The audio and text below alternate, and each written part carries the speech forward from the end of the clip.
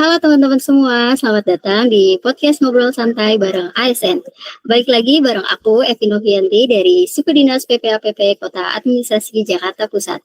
Hari ini aku nggak sendirian nih, karena aku ditemenin sama teman-teman aku yang keren-keren banget nih, rekan sejawat aku dari kelompok 1A. Di sini ada Mas Fauzi. Halo Mas Fauzi. Mas Fauzi ini dari Dispusip. Halo. Berikutnya ada Mas Bubung. Halo Mas Bubung. Mas Bubung ini dari Sudin Sumber Daya Air.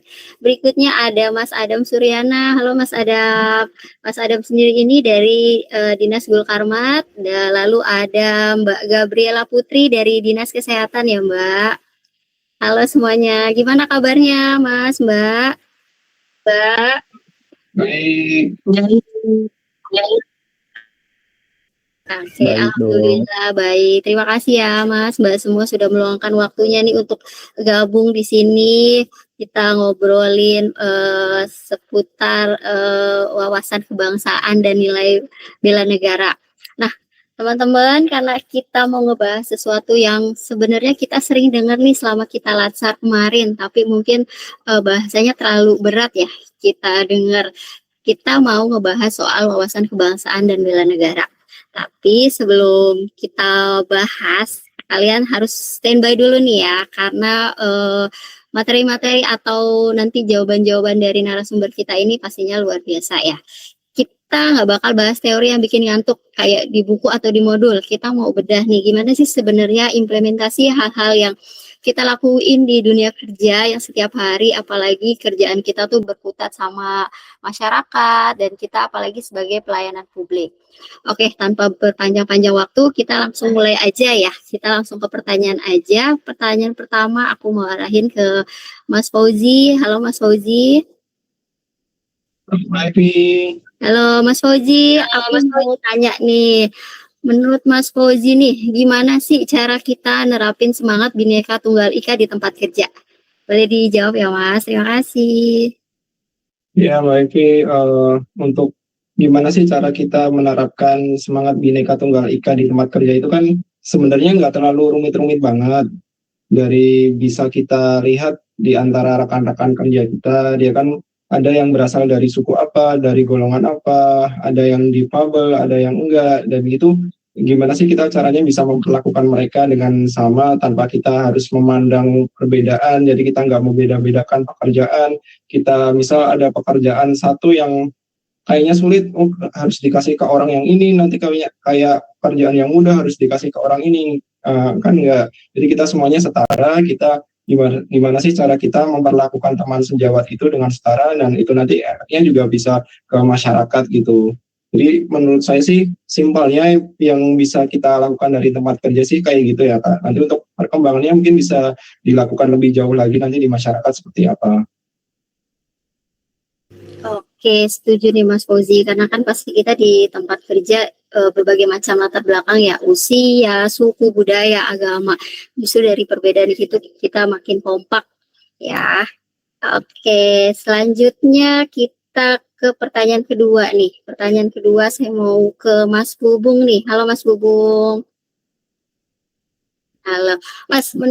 Menurut Mas Bubung nih, integritas simbol negara tuh gambarannya seperti apa sih Mas? Oke, jadi kalau misalnya untuk simbol, nah itu kan banyak ya. Ada bendera, ada lagu, ada bahasa. Dan kenapa itu penting bagi kita? Jadi nggak khususnya ASN ya. Ini sebenarnya buat semua orang juga. Tapi khususnya ASN, kita tuh jadi kayak punya hutang patriotik. Kita sudah ada namanya Kopri ya di sebelah kiri kita. Itu juga sebenarnya juga bagian dari simbol juga. Jadi kita bisa lebih semangat. Kita emang ini beban yang berat karena masyarakat itu selalu seperti kayak mengandalkan kita gitu. Itu beban yang berat itu malah seharusnya menjadi semangat buat kita. Itu adalah hal yang terhormat buat kita dan itu adalah hal yang terpuji untuk kita juga. Itu identitas negara, kita harus semuanya harus hafal dan kita harus menghormatinya, dan beban tersebut adalah semangat semangat juang dari semua orang, termasuk khususnya untuk ASN. Begitu. Betul banget nih, setuju banget nih Mas Bobo.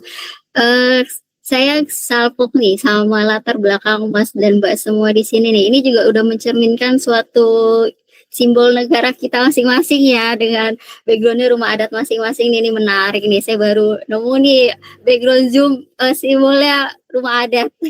Oke, terima kasih Mas Bubung. Kita lanjut ke pertanyaan ketiga ya. Pertanyaan ketiga saya mau arahin ke Mas Adam deh. Halo Mas Adam. Halo Mbak Evi, halo rekan-rekan semua. Halo, Mas mau nanya nih, menurut Mas Adam, apa sih aksi bela negara dalam kehidupan sehari-hari Mas Adam yang sederhana deh Mas Adam lakuin di tempat kerja? Oke, baik. Terima kasih Mbak Evi atas waktu dan pertanyaannya. Aksi bela negara itu bukan berarti kita harus mengangkat senjata ya. Nah, kebetulan saya bekerja di Dinas Penanggulangan Kebakaran dan Penyelamatan.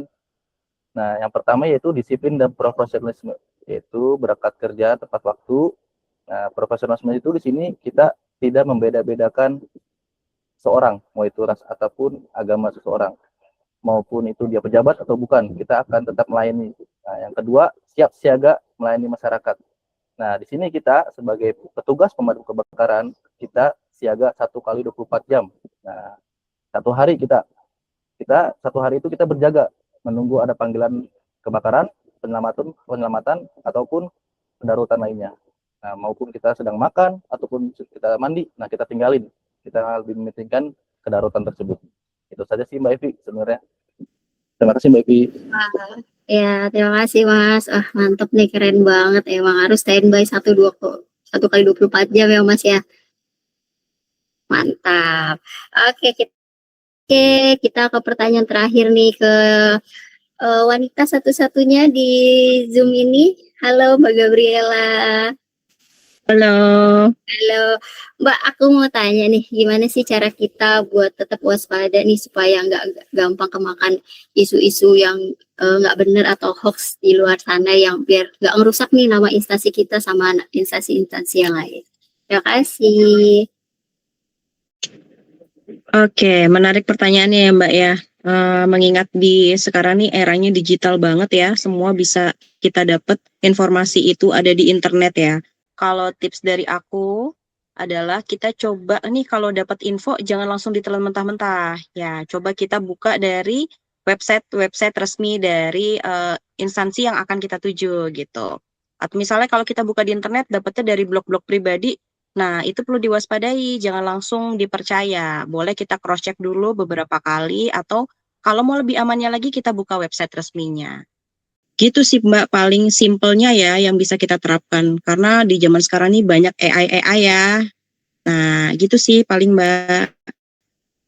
Nah, iya betul, setuju banget nih ya. Intinya sih kita cari dulu kebenarannya ya. Ini websitenya resmi atau enggak, valid atau enggak. Dan kalau emang kita dapat info sesuatu yang enggak benar, kita cukup di kita aja nih, nggak usah kita share-share lagi ke orang lain, karena info itu juga belum tentu benar kan. Jadi cukup di kita aja dan kita cari tahu dulu kebenarannya ya.